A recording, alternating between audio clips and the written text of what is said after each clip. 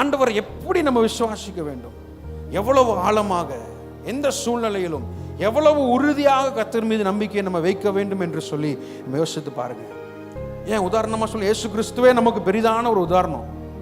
அவர் கல்வாரி சிலுவையில பாடுபடலைன்னா இன்னைக்கு ரட்சிப்புன்னு ஒன்று நம்ம இந்த இடத்துல ரட்சிக்கப்பட்டு இங்கே உட்கார்ந்து தேவன் ஆராதித்திருக்க மாட்டோம் இல்லையா?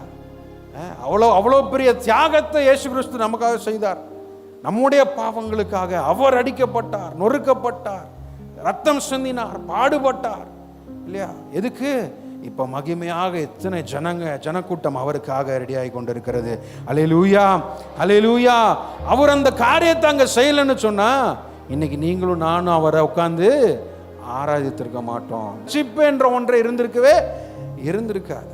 அந்த பாடுகளை அவர் அனுபவித்தனால தான் நமக்கு உண்டான உயர்வை கர்த்தர் நமக்கு இங்கே வைத்திருக்கிறார், உயர்ந்த ஆசீர்வாதத்தை வைத்திருக்கிறார். இந்த இடத்துல உட்கார்ந்து நம்ம கர்த்தரை ஆராதித்து கொண்டு இருக்கிறோம். அப்படி அவர் மீது எவ்வளவு நம்பிக்கை உள்ளவர்களாக இருக்க வேண்டும், எவ்வளவு விசுவாசம் உள்ளவர்களாக இருக்க வேண்டும். நம்முடைய சூழ்நிலைகளை மாம்ச சிந்தையோடு கூட பார்க்காமல் ஆவிக்குரிய கண்ணோட்டத்தோடு கூட அதை நம்ம அணுகும் பொழுது நமக்குண்டான உயர்வையும் ஆசீர்வாதங்களையும் கர்த்தர் கொடுக்க வல்லவராக இருக்கிறார். அல்லேலூயா.